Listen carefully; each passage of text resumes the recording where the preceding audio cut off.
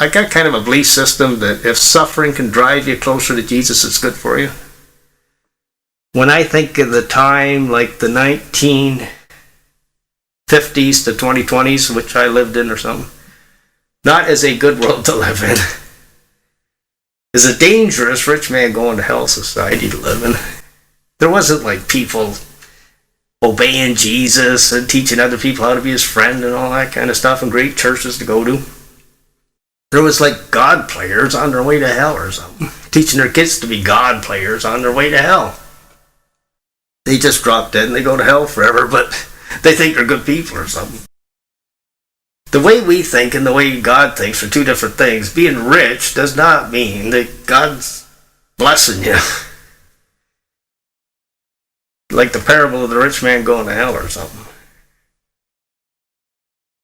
And then you got Satan and all these evil people trying to hate God and hate Christians and stuff.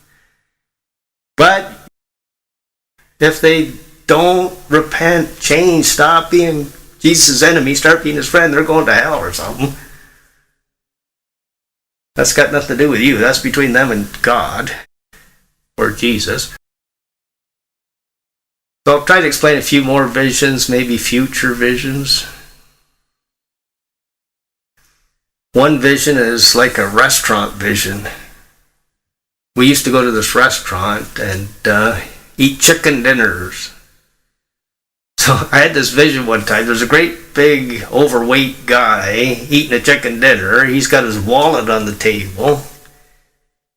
And I'm sitting there with Jesus in the restaurant looking at him. And then an angel comes over with a sledgehammer and smashes the chicken dinner plate off the table onto the floor, smashes his wallet on the floor, and then hits him in the head with a sledgehammer. I'm looking at this, I'm saying, what's going on here, Jesus? Jesus looks at me and he says, it's good for him. So what Jesus is trying to tell me, an angel destroying this guy's meat or chicken dinner in a restaurant or something.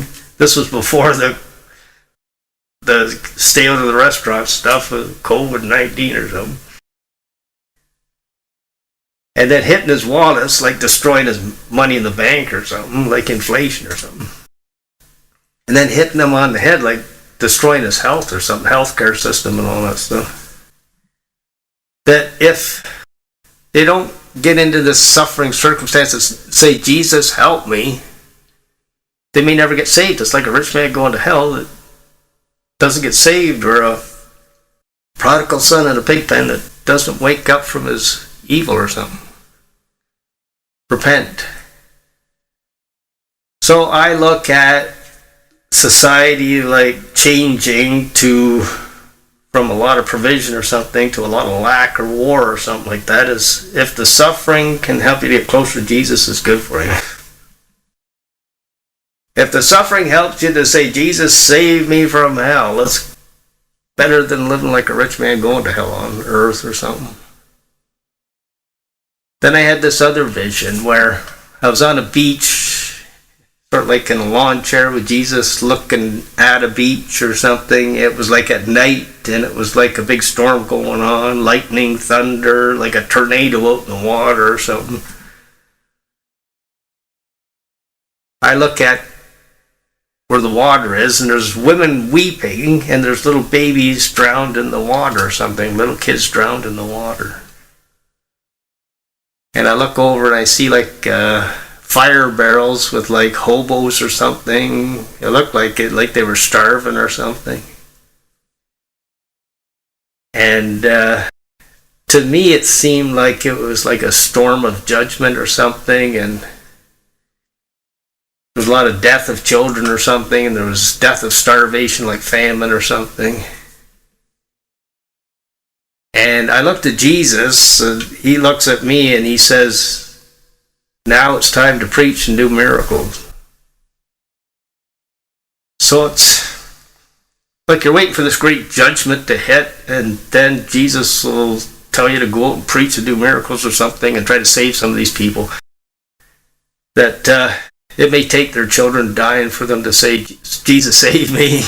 Or it may take them almost starving to death to say, Jesus saved me, or seeing some miracles or something. Maybe you raise the kids from the dead or something, or maybe you feed this people starving or something miraculously. Jesus could feed 5,000 right now if he wants to.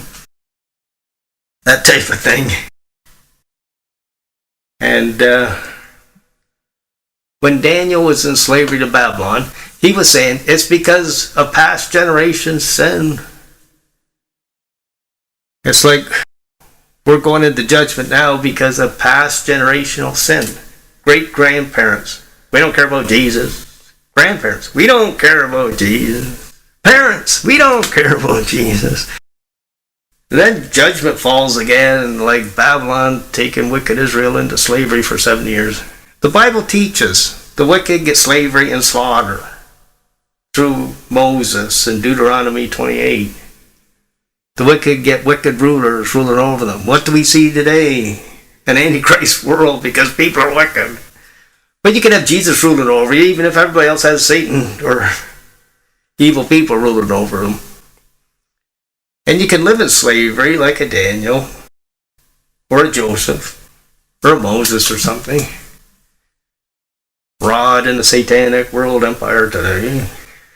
But Jesus has helped to help you to handle it because he controls it all. Jesus just has to speak a word and all your enemies turn to dust. There's nothing too difficult for Jesus inside you to do. It's like a truth meditation I have. Something like, I'm like a Superman in evil land with super God Jesus living inside of me.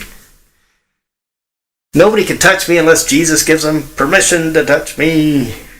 Like Jesus said, you would have no power over me, you Roman soldiers or religious leaders, unless God gives it to you from heaven. It's like another vision I had. The vision I had was government was taking kids away from godless parents or something. Jesus was just standing there watching. I'd say, Jesus, why don't you help them? He says, they don't believe me. They don't seek my help. I don't help those who don't ask for my help. Those who don't believe in me. Now, if a Christian sees that going on, says, Jesus, can you help these unbelievers? Then maybe Jesus will help if somebody asks him to help them. It's like me praying for unbelievers or something, and Jesus helps them somehow. But if there's no believers praying for them, and they're not praying for help, then the government can come take their kids away and kill the parents or whatever, and that's the way it operates. That you don't want to be Jesus' friend, you want to be his enemy. You can be destroyed by your enemies or something. But if you want to be Jesus' friend and seek his help, he can help you overcome your enemies.